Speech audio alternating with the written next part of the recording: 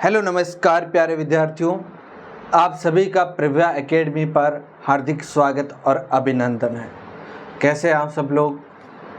उम्मीद करता हूं कि आप सब लोग स्वस्थ होंगे और मस्त होंगे और धुआंधार पढ़ाई कर रहे होंगे। दोस्तों, जैसा कि आपको पता है, हम लोगों ने जो हमारा पिछला चैप्टर था जैव प्रक्रम, उसको बहुत ही बेहतरीन तरीके से कंप्लीट कर लिया है। अब आपकी बारी है कि आप उसको रिवीजन करें और अगर किसी तरह का कोई डाउट आता है तो आप हमसे पूछें। उसके साथ ही दोस्तों, आज यानी कि कल रविवार को हमारा एक टेस्ट होने वाला है और उस टेस्ट में जो टॉपर होगा, जो फर्स्ट नंबर पे आएगा, उसको प्रव्या एकेडमी की तरफ से फ्री कोर्स विज्ञान का दिया जाएगा। तो आप अपने सारे मित्रों के साथ इसे शेयर कर देना। उसके अलावा दोस्तों, आज जो हम चैप्टर स्टार्ट करने वाले हैं वो बायो का ही है और जैव प्रक्रम के बाद जो हमारा चैप्टर आ रहा है नियंत्रण एवं समन्वय, इस चैप्टर को स्टार्ट करने वाले हैं। बहुत ही मस्त चैप्टर है और अच्छा नंबर दिलाने वाला चैप्टर है। तो आप लोग क्या करेंगे, अपने सारे दोस्तों के साथ एक बार क्लास को शेयर कर दो, ठीक है ना? बाद में भूल जाओगे आप। तो हम बात करने वाले हैं, बहुत ही बेहतरीन चैप्टर है। देखो, अगर किसी के पास पुरानी किताब है तो ये 7 नंबर का, ठीक है। अगर किसी के पास नई किताब है तो ये हो जाएगा 6 नंबर का। तो आप देखिएगा, नियंत्रण एवं समन्वय। अब अपन नंबर लगाने की आवश्यकता नहीं है कि लगा दें, चलो 6 नंबर का नियंत्रण एवं समन्वय। देखो भाई, नियंत्रण एवं समन्वय क्या होता है कि आप नियंत्रण का मतलब तो समझ गए होंगे कि कंट्रोल, किसी कंट्रोल तो सुना होगा, कंट्रोल। इसे समन्वय को कहते हैं कोऑर्डिनेशन, ठीक है। इन दो शब्दों के मतलब को आप समझिए। इन दो शब्दों के मतलब को आप समझेंगे तो इस चैप्टर में अपन क्या पढ़ेंगे तो आराम से समझ में आ जाएगा। तो देखिए, नियंत्रण का मतलब होता है किसी पर कंट्रोल करना। जैसे मान के चलो, जैसे हम गाड़ी चलाते हैं तो गाड़ी पर हमारा नियंत्रण होता है कि गाड़ी को इधर घुमाना है कि इधर घुमाना है, या स्पीड में चलाना है कि कम चलाना है, ब्रेक लगाना है। ये हमारे कंट्रोल में होता है, यानी कि हमारे नियंत्रण में होता है। ये क्या है? नियंत्रण है, ठीक। दूसरी बात आती है समन्वय। समन्वय का मतलब होता है कोऑर्डिनेशन। कोऑर्डिनेशन कैसे? जैसे मान के चलो, आप गाड़ी लेकर जा रहे हैं, सामने से भी व्यक्ति गाड़ी लेकर आ रहा है, पीछे से भी व्यक्ति गाड़ी लेकर आते हैं। कई बार चौराहा आता है तो उधर से भी गाड़ी वाले आते हैं, उधर से भी गाड़ी वाले आते हैं, सब जगह से गाड़ियां आती है। तो आप लोग क्या करते हैं? तो आप लोगों ने देखा होगा कि आप एक समन्वय स्थापित करते हैं, सारे लोगों के बीच समन्वय स्थापित करते हैं। कैसे? कि मान लो आप जा रहे हैं तो आप लेफ्ट हैंड साइड में आपकी जो है चलने की जो जगह है, उस साइड में आप चल रहे हैं, उसी तरह से वो भी अपने लेफ्ट साइड में चल रहा है, तो वो इस साइड में आ जाएगा। आप उस साइड में चलेंगे तो गाड़ी आपकी निकल जाएगी, उसकी भी निकल जाएगी। आप देखेंगे कि आपके बीच में थोड़ी सी एक फिट की भी जगह नहीं रहती, आपकी गाड़ी जा रही है, उसकी भी गाड़ी आ रही है ना। और मान लो कहीं पर ऐसे सामने से गाड़ी आ रही है, या सामने कोई गाड़ी जा रही है, धीरे जा रही है, तो हम क्या करते हैं? ब्रेक लगाते हैं। तो ये क्या है? हमारा कोऑर्डिनेशन है, समन्वय है। अगर मान के चलो हमारा समन्वय ना हो, तो जैसे कि हम जा रहे हैं अब और सामने वाला भी आ रहा है, तो हम हमारे लेफ्ट साइड में नहीं चल रहे हैं, वो उसकी लेफ्ट साइड में नहीं चल रहा है, तो हम क्या करेंगे? एक दूसरे के अंदर जाके घुस जाएंगे ना। तो ये क्या होता है कि समन्वय होना जरूरी है। तो अब हम ये बात समझ में आ गई समन्वय का मतलब। जैसे दूसरी बात हम बात करेंगे, ये नियंत्रण एवं समन्वय जो है, ये हम जंतुओं में, पादपों में, यानी कि जीवों में बात करने वाले। तो मान के चलो मैं मेरी बात करूं कि मेरे अंदर कैसे नियंत्रण है, तो नियंत्रण ऐसे है, जैसे मान के चलो मुझे कुछ मारकर पकड़ के लिखना है, तो ये मारकर पकड़ा और इससे मैंने लिखा, तो ये क्या है? मेरा इस हाथ पर कंट्रोल है। कंट्रोल कोई ना कोई तो कर रहा है ना, तभी तो यहां से मारकर पकड़ के मैं लिख पा रहा हूं। तो ये क्या था? हमारा कंट्रोल। दूसरी बात कोऑर्डिनेशन, समन्वय। समन्वय देखो एक सिंपल सा समझो, जैसे मान लो कोई व्यक्ति है, व्यक्ति को चलना है, तो चलना होता है तो दो पैर होते हैं, दो पैरों से व्यक्ति चलता है तो एक पैर आगे जाता है, फिर दूसरा पैर आगे जाता है और पहले वाला पैर पीछे रहता है, तो ऐसे ऐसे व्यक्ति चलता रहता है। अब दोनों पैरों के बीच क्या है, समन्वय है। अब ऐसा तो नहीं है, अगर मान के चलो जो पैर आगे जा रहा है वो कह रहा है नहीं, पीछे वाला पैर रह रहा है वो कह रहा है नहीं मैं तेरे को आगे जाने ही नहीं दूंगा, तो क्या होगा, पीछे वाला पैर क्या कह रहा है, मैं तेरे को जाने ही नहीं दूं, तो जा पाएगा क्या व्यक्ति, तो नहीं जा पाएगा ना। जैसे मान के चलो देखो, अगर मान के चलो मेरे को लिखना कहाँ पर है, बहुत दूर लिखना है, यहाँ पर लिखना है, और मैं यहाँ खड़ा हूँ, तो यहाँ से मेरा हाथ वहाँ पहुँच भी नहीं रहा है, तो लिखने के लिए मेरे हाथ तो तैयार हो गया, तो क्या मैं वहाँ तक जा पाऊँ, वहाँ लिख पाऊँगा क्या, तो उसके लिए मेरे को पैरों को चलना पड़ेगा। दूसरी बात यह है कि लिखना यहाँ है और मैं इधर देख के लिखूँ तो मामला सेट होगा क्या, नहीं हो पाएगा। मैं इधर देख रहा हूँ उधर लिख थोड़ी पाऊंगा, तो क्या है, तो हमारी आंखों ने भी इधर देखा ना, तो कहने का मतलब ये हमारे शरीर के अंदर क्या है, एक तरह का सभी अंगों के बीच में क्या है, कोऑर्डिनेशन है, समन्वय। तो ये जो है हमारे अंगों के ऊपर समन्वय और अंगों के ऊपर नियंत्रण जो है वो कैसे होता है, इस चीज के बारे में आज हम पढ़ेंगे इस चैप्टर के अंदर। क्लियर बात, कि आपका हाथ, आप हाथ से लिख रहे हो तो कैसे लिख रहे हो। मान लो आप लोगों ने कभी कभी देखा होगा कि मान लो आप लोगों ने गर्म चीज को टच किया, मान लो आप चूल्हे पर कुछ रखा हुआ था, गर्म था बहुत, और आपने उसको टच किया तो आपका हाथ एकदम से वहां से हट जा रहा है। कैसे हट रहा है, कैसे, ये इस हाथ को वहां से हटाने के लिए कौन कह रहा है, क्यों हट रहा है, तो इसके बारे में हम इस चैप्टर में बात करेंगे। ये चैप्टर बहुत ही इंटरेस्टिंग है, बहुत ही मज़ेदार, तो इतना मज़ा आएगा ना आपको कि आप इतना कोई इंटरेस्टिंग इस साइंस में कोई चैप्टर है ही नहीं, है ना। तो आप ज़रूर अपने दोस्तों के साथ शेयर करिए और पर डे इस क्लास को जरूर देखिएगा। चलिए बात करते हैं नियंत्रण और समन्वय की। तो देखो अब ये दोनों शब्द आपको समझ में आए। अब इसके बाद आप एक नाम सुना होगा, गति।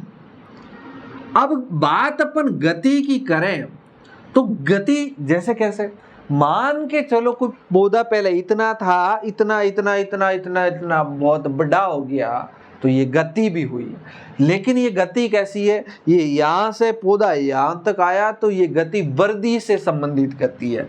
किससे संबंधित गति है, ये वर्दी से संबंधित। लेकिन मान के चलो मैं यहाँ से चल करके कहीं और चला जाऊं, तो ये तो गति तो हुई, लेकिन क्या वर्दी हुई, तो ये वर्दी तो नहीं हुई, तो वर्दी नहीं हुई।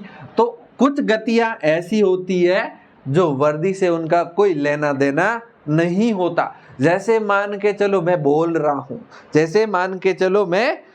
रहा हूं, तो यहाँ पर गति तो हो रही है कहीं ना कहीं, लेकिन वर्दी नहीं हो रही, ठीक है। जैसे मान के चलो कोई बच्चा दौड़ रहा है, बच्चा खेल रहा है, बिल्ली दौड़ रही है ना। यहाँ कोई मान लो मोर है, मोर नाच रहा है ना। यहाँ मान लो पक्षी उड़ रहा है, तो इस समय किसी तरह की कोई गति तो होती है, लेकिन किसी तरह की कोई वर्दी जो है वो नहीं होती है, वर्दी जो है वो नहीं होती है, ठीक है ना। तो इस तरह से हमारे पास कुछ गतियां होती है। उन्हीं गतियों को हमने 3 भागों में बांटा हुआ है। उन्हीं गतियों को कितने भागों में बांटा हुआ है, 3 भागों में। बताओ कौन कौन सी गति, या इसे अपन क्रिया कह सकते, कुछ न कुछ क्रिया हो रही है, तो हमने इस क्रिया को 3 भागों में बांटा हुआ है। कौन कौन सी भाई, एक तो ये और एक ये और एक ये, सही है।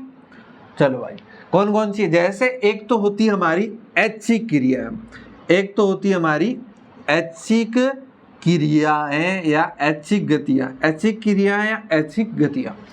एक होती है अनैच्छिक, एक होती है अनैच्छिक क्रिया या अनैच्छिक गतियां, ठीक है, अनैच्छिक क्रिया। और एक लास्ट जो है वो है हमारी क्या, प्रतिवर्ती क्रिया, प्रतिवर्ती क्रिया या प्रतिवर्ती गति, सही है। ये 3 प्रकार की हमारे पास में गतियां हैं या 3 प्रकार की हमारे पास में क्रिया है। अब देखो बात को समझिए, ये तीनों क्रियाएं या तीनों गतियां क्या है। तो सबसे पहले अपन बात करते हैं किसकी, ऐच्छिक गतियां या ऐच्छिक क्रियाओं की। ऐच्छिक का मतलब होता है इच्छा से, ऐच्छिक का मतलब इच्छा से, यानी कि अगर कोई गति या कोई क्रिया आपकी इच्छा से हो रही है, यानी कि आपका मन है, आपकी इच्छा है और उसके अनुरूप कोई गति या कोई क्रिया हो रही है, तो वो कैसी होगी, ऐच्छिक। उदाहरण से समझो, जैसे मैं आपको बोल के पढ़ा रहा हूं, बोल रहा हूं, मैं लिख रहा हूं, है ना, मार्कर से कुछ लिख रहा हूं, मार्कर को पकड़ा हुआ है, तो ये मैंने सोचा, मेरी इच्छा थी कि आपको पढ़ाऊं, तो मैं जैसे चाह रहा हूं, जैसा मेरा मन है वैसी क्रियाएं कर पा रहा हूं। मार्कर मेरी इच्छा से पकड़ा हुआ है, मैं बोल मेरी इच्छा से रहा हूं, मैं लिख मेरी इच्छा से रहा हूं। तो ये इच्छा से होने वाली जो क्रियाएं हैं वो कैसी क्रियाएं हैं, ऐच्छिक क्रियाएं, ऐच्छिक क्रियाएं। आई बात समझ। अगर मैं बात करूं अनैच्छिक क्रियाओं की, तो अनैच्छिक क्रियाएं क्या होती है, जो हमारी इच्छा से नहीं होती, मतलब उस हमारी इच्छा हो या न हो तब भी ये होती रहती है। हमारी इच्छा हो तो नहीं होगी तो नहीं होगी, हमारी इच्छा है कि होनी चाहिए, लेकिन अगर नहीं होगी तो वो नहीं होगी, यानी कि हमारी इच्छा पर निर्भर नहीं करती। जैसे मान के चलो हृदय का धड़कना, हृदय का धड़कना, हृदय का धड़कना जो है, हृदय का धड़कना ये अनैच्छिक क्रिया है। आप चाहो ना, आपका मन है कि नहीं साहब मेरा हृदय अब थोड़ी देर के लिए रुक जाए, अभी धड़के ना, तो ऐसा हो सकता है क्या, ऐसा नहीं हो सकता, क्योंकि ये कैसी क्रिया, अनैच्छिक क्रिया है। जैसे वॉमिटिंग या उल्टी होना, उल्टी जो होती है, अगर आपकी इच्छा है उल्टी करने की तो आप उल्टी थोड़ी कर सकते हो। ऐसे मान लो बैठा हूं, मेरा मन कर गया उल्टी करनी है, थोड़ी होगी, होगी क्या, नहीं होगी, है ना। लेकिन अगर मान के चलो कई बार क्या होता है, आपकी इच्छा होती नहीं है उल्टी करने की, मान लो आप ऐसी जगह बैठे हैं और आपको उल्टी जैसा फील हो रहा है, लेकिन आपकी इच्छा नहीं है कि आपको लगता है कि यहाँ उल्टी नहीं करनी चाहिए, तो तब भी तो होती है। इसके अलावा जैसे सीख का आना, सीख का आना, अब सीख का आना जो अनैच्छिक क्रिया है, कैसे, अब आप चाहो तब भी सीख को रोक नहीं सकते, और जब सीख आनी है आ जाएगी, आपके कंट्रोल में नहीं है, यानी कि आपकी इच्छा से नहीं होती। यहाँ तक कि खांसी जो है, खांसी भी क्या है, ये अभी आपकी अनैच्छिक क्रिया है। क्लियर बात, ये 2। अब हमारी तीसरी प्रतिवर्ती क्रिया, तीसरी क्रिया कौन सी, प्रतिवर्ती क्रिया। देखो भाई, इसमें क्या होता है, इसमें ये होता है कि ये होती तो अनैच्छिक है, लेकिन ये किसी बाह्य उद्दीपन के कारण होती है। किसके कारण, बाह्य उद्दीपन। उद्दीपन का मतलब कुछ भी नहीं है, बाह्य उद्दीपन का मतलब है गोचा करना। क्या है, गोचा करना। अगर कोई बाह्य उद्दीपन यानी कि बाहर से गोचा करता है, तो जो क्रिया होगी बाहर से गोचा करने पर अनैच्छिक क्रिया है। बाहर से गोचा किसी ने किया तो अनैच्छिक क्रिया, और हाथों हाथ, अनैच्छिक क्रिया और हाथों हाथ यानी कि तत्काल होती है, एकदम हाथों हाथ होती है, उस क्रिया को हम क्या कहते हैं, प्रतिवर्ती क्रिया। अब इसको उदाहरण से समझो। मान के चलो आप मान के चलो बैठे हैं, आपको पता नहीं है, और आपका गलती से पैर किसी गर्म वस्तु के टच हो जाता है तो क्या होगा, एकदम से आपका पैर वहां से हट जाएगा, एकदम से आपका पैर वहां से हट जाएगा, एकदम से आपका पैर हटेगा, एकदम से हटेगा। अब इस बात को समझो, एकदम से हटेगा तो हटेगा, अब ये हटेगा, आप चाहो, आपने सोचा या आपकी इच्छा थी या नहीं थी, उस पर डिपेंड किया क्या, नहीं किया, इसलिए कैसी क्रिया, अनैच्छिक। दूसरी बात, पैर वहां से हटा, क्यों हटा, क्योंकि बाहर से किसी ने गोचा किया, क्या किया, बाहर से किसी ने गोचा किया, यानी कि बाह्य उद्दीपन मिला, अनैच्छिक हुआ और तत्काल हटा। ऐसा थोड़ी है कि थोड़ी देर आपका पैर जला, थोड़ी देर जला, आपका आधी टांग तो जल गई, उसके बाद हटा, ऐसा तो नहीं हुआ ना, तत्काल हटा। इसलिए ये तीनों अगर बातें होती हैं तो वो प्रतिवर्ती क्रिया।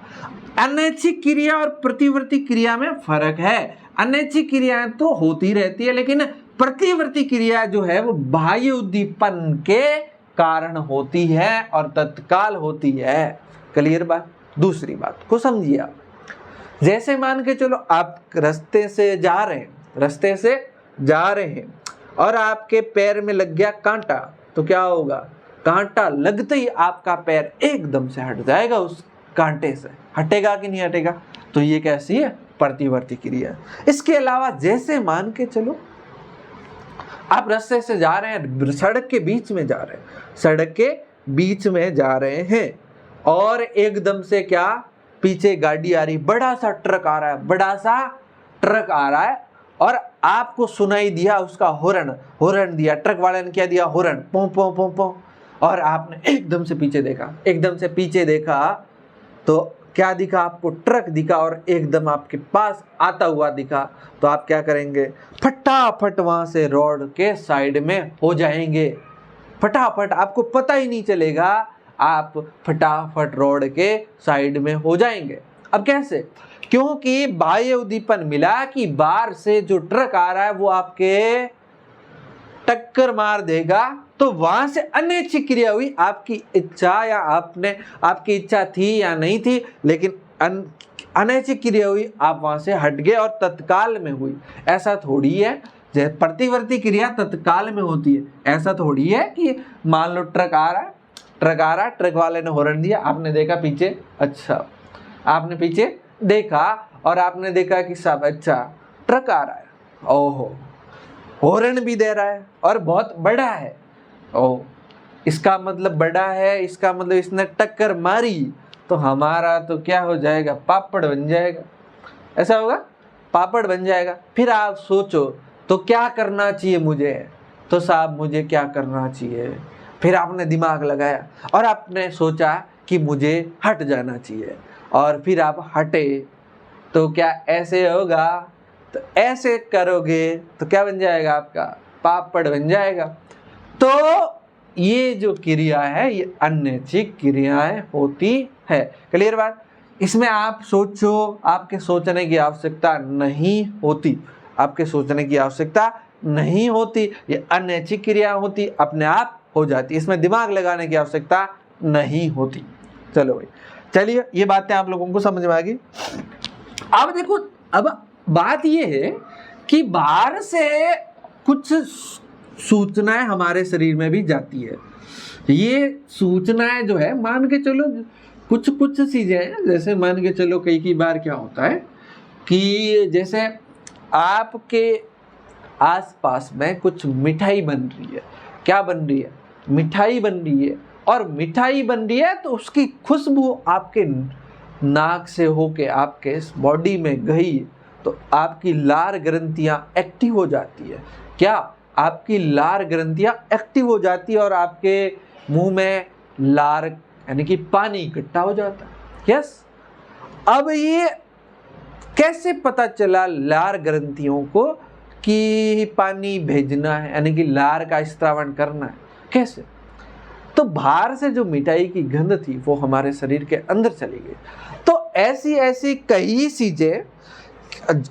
चीजें हमारे शरीर के अंदर जाती है। जैसे मैंने ये भी बताया कि जैसे मान लो आप जा रहे थे रोड पे और ट्रक ने हॉर्न दिया पो पो, तो क्या हुआ, आपको पता चला कि बाहर से पीछे कोई ट्रक आ रहा है। तो आपके अंदर सूचना कैसे गई कि ट्रक आ रहा है या ट्रक ने हॉर्न दिया? तो आपने कानों से सुना ना, कानों से सुना, नाक से गंध ली, या फिर मान के चलो आपका हाथ या पैर किसी गर्म वस्तु के टच में आया, तो आपको कैसे पता चला कि गर्म वस्तु के टच में आया है?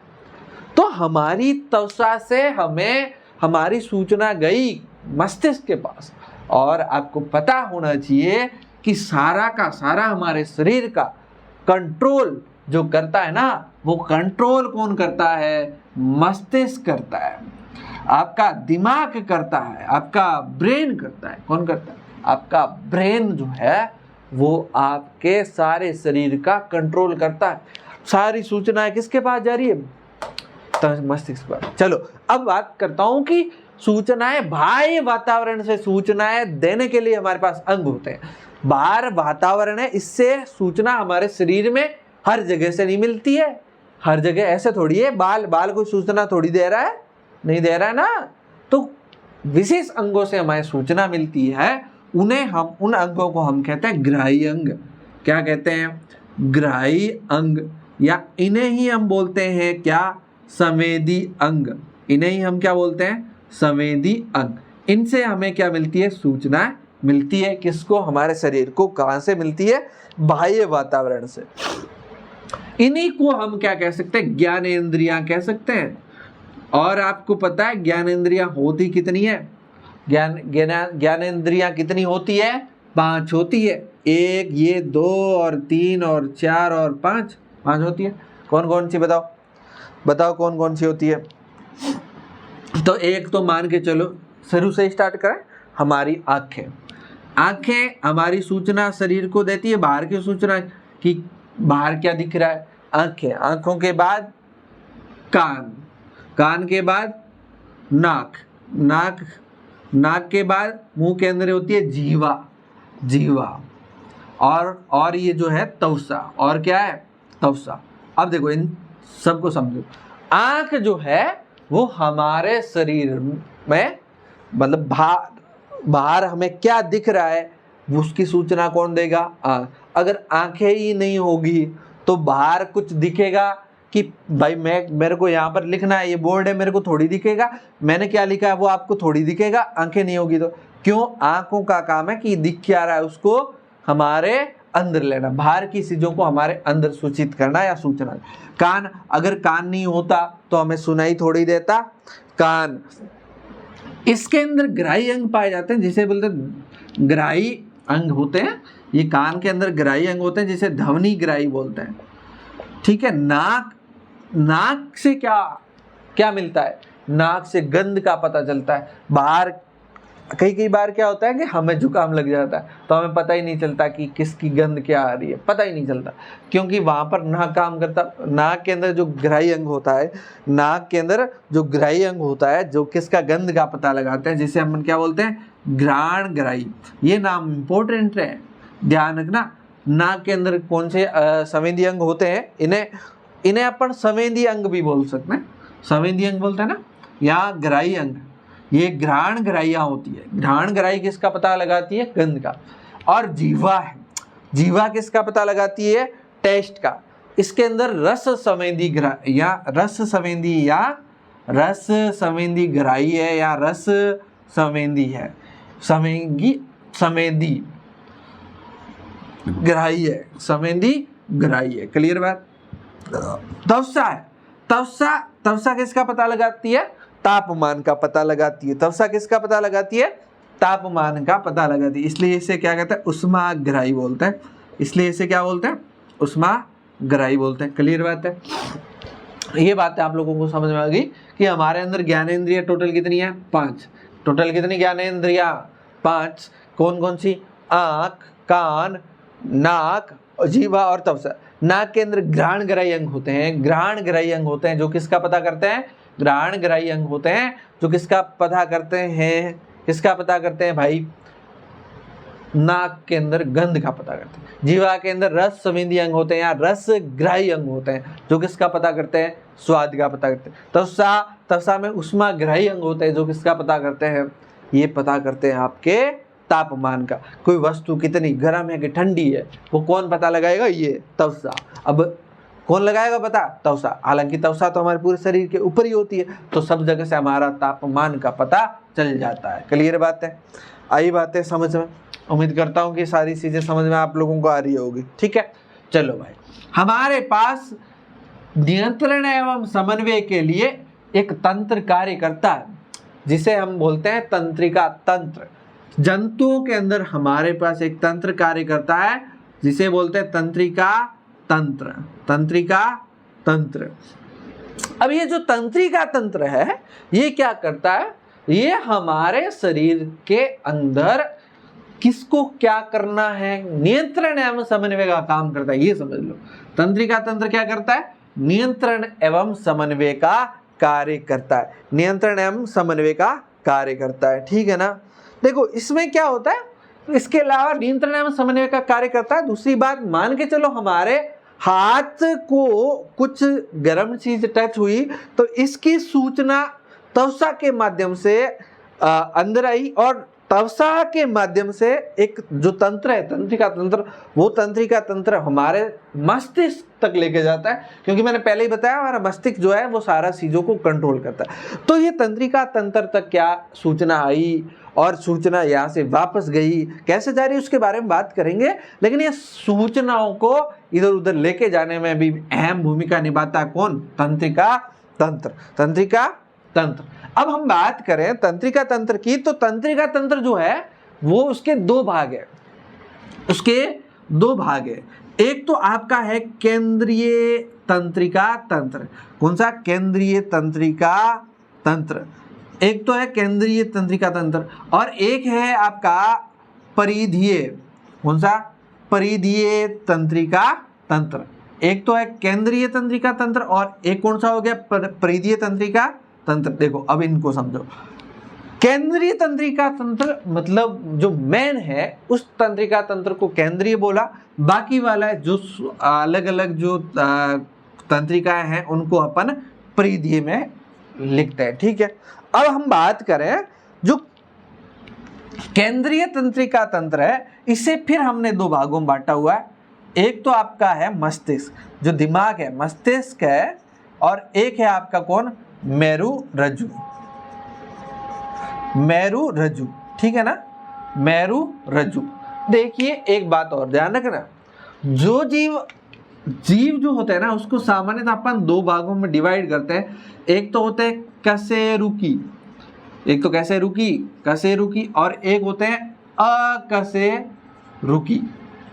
अकश, जिसके अंदर मेरु रज्जु पाया जाए वो तो है मेरु रज्जु पाया जाए वो तो है कशेरुकी, और जिसमें नहीं पाया जाए वो क्या है, अकशेरुकी। तो अकशेरुकी जीवों में तंत्रिका तंत्र को दो भागों में हमने मुख्य रूप से दो भागों में बांटा।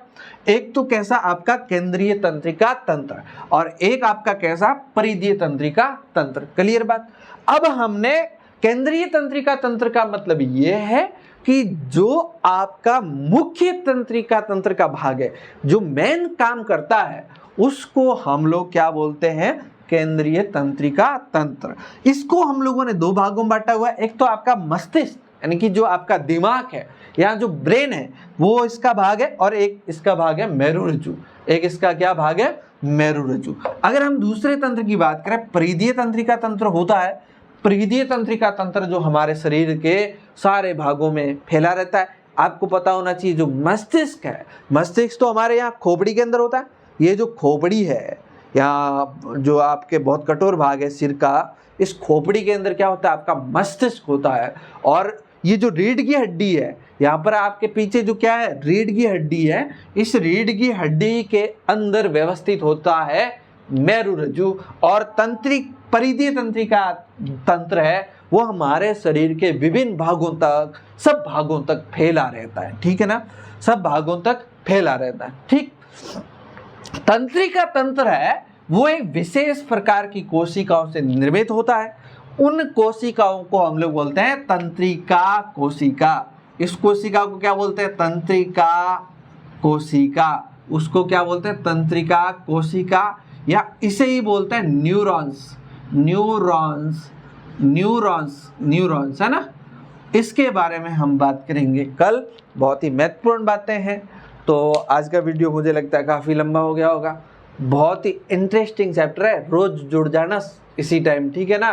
तो अपने सारे दोस्तों के साथ इस वीडियो को शेयर कर दो और सभी दोस्तों को लेकर आ जाओ। अगर आप सारे बहुत से ज़्यादा स्टूडेंट आते हैं, अगर कोई बच्चे टेस्ट देने को इच्छुक है तो उन तक ये वीडियो ज़रूर पहुंचाना।